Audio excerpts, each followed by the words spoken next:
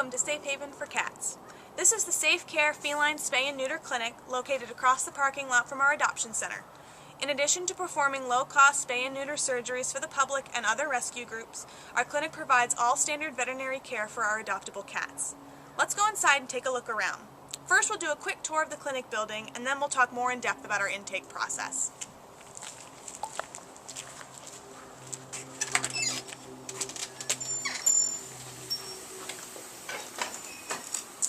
This is our lobby where cats are brought in both for the spay and neuter clinic and for the shelter.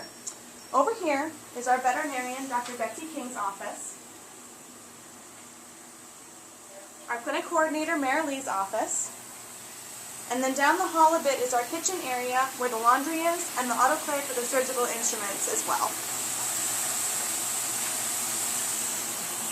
Across the hall from our kitchen is our holding area.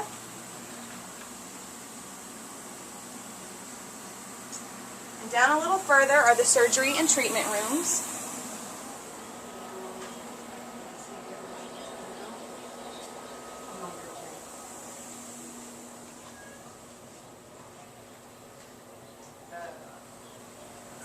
In the very back of this building are two different types of storage.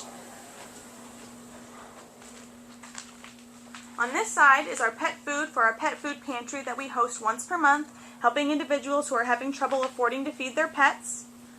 And on the other side is general storage for both the clinic and the shelter.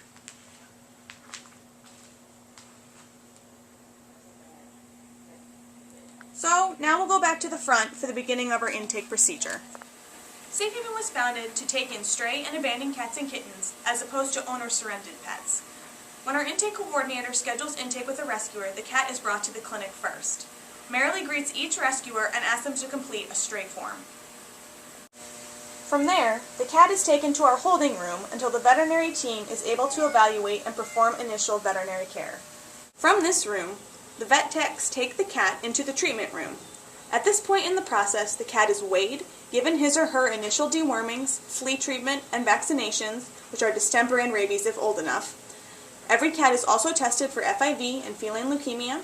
The cat is also cultured for ringworm, and we use a Woods lamp to look for signs of fungal infections. If possible, based on age and health, the cat is then taken to the surgery room where Dr. King performs the spay or neuter. After surgery, the cat is put back into a carrier with a warm water bottle to keep their body temperature up, and are put on a shelving unit in the treatment room so that the vet techs can monitor the cat's recovery until he or she is fully awake. Once the cat is alert and active, they are taken across the parking lot to our adoption center. It should be noted that upon intake, if a cat is deemed too sick to recover and does not have a good quality of life, euthanasia is performed by Dr. King in the treatment room. We will stop here and pick up over in our isolation area at our adoption building across the parking lot. This is the Safe Haven Adoption Building.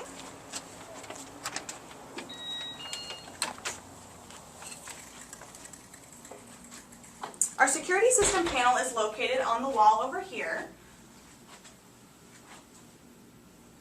And in our lobby, we have retail items for our adopters to purchase, from toys to litter boxes to Feel Away.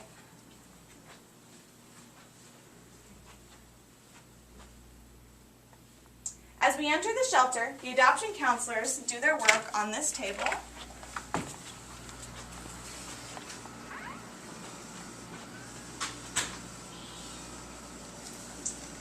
This office here belongs to our volunteer and intake coordinator, as well as our part-time administrative assistant. This office belongs to our executive director, Pam Miller. And next to her office is that of the associate director, Sherry Orner.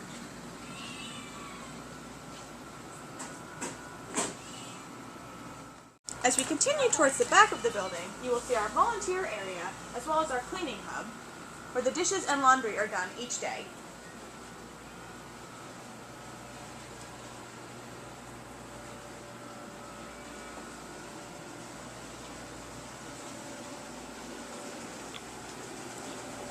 In the back hallway, we have all of our bedding options, extra carriers, all of our spare food and litter, as well as our outside cleaning cart, which is used to wash litter boxes on Sunday mornings.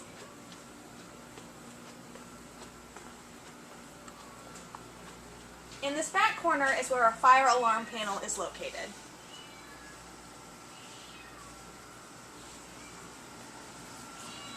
Over the holiday season, 124 cats were adopted over a 6-week period. Due to limited isolation space, there are fewer cats out on the adoption floor now than there typically are.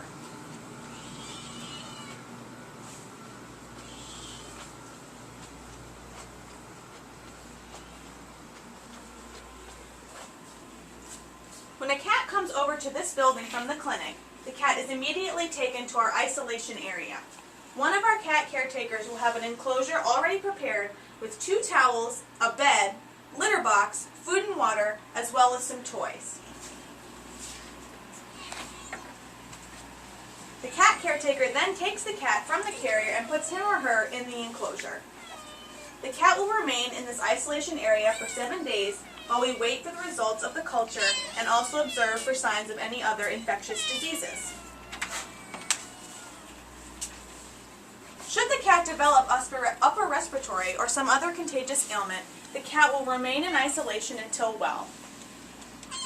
Medications are tracked on a chart and are initialed by the person administering the medication. Once the cat is cleared from isolation by the veterinary team, he or she is moved to the area we call the bullpen, where they will wait until there is a vacancy on the adoption floor. The bullpen can also be used for cats with a chronic medical condition that is not contagious to other cats, such as cats waiting for dental cleanings, cardiology appointments, orthopedic surgery, and asthma. Once there is a space, the cat is moved to the adoption floor. Based on the cat's personality, we determine the best housing situation for the particular cat. We have 6 colony rooms where cats who enjoy the company of other cats can live until they are adopted. We have queen cages, which have a door in the center. These cages work particularly well for cats who do not like being picked up or moved each time the enclosure is cleaned. Additionally, we have condo cages, which are more of a standard enclosure. These enclosures are for cats who are well adjusted and do not mind being moved. To keep the cats healthy and happy, we have a 2-hour volunteer cleaning shift each day. During these shifts, each cat's enclosure is thoroughly cleaned, the litter box is scooped, and the water bowl is emptied and wiped out. Once per week, litter boxes are changed completely and food and water bowls are replaced. Every Sunday, the cat's toys are pulled from their enclosure and they are given a new set of toys. Each enclosure also has a cardboard scratcher. At the end of each volunteer shift, the volunteers have time to socialize with the cats in our playrooms. We currently have 2 playrooms and 1 office that is used as a playroom from time to time. Each morning and evening, our cat caretakers feed all the cats and medicate those requiring treatment. We generally feed Science Diet Adult and Science Diet Kitten. However, we have multiple cats on special diets at any given time. We use Science Diet ID for cats with stomach issues, Science Diet DD for cats with allergies, and so on.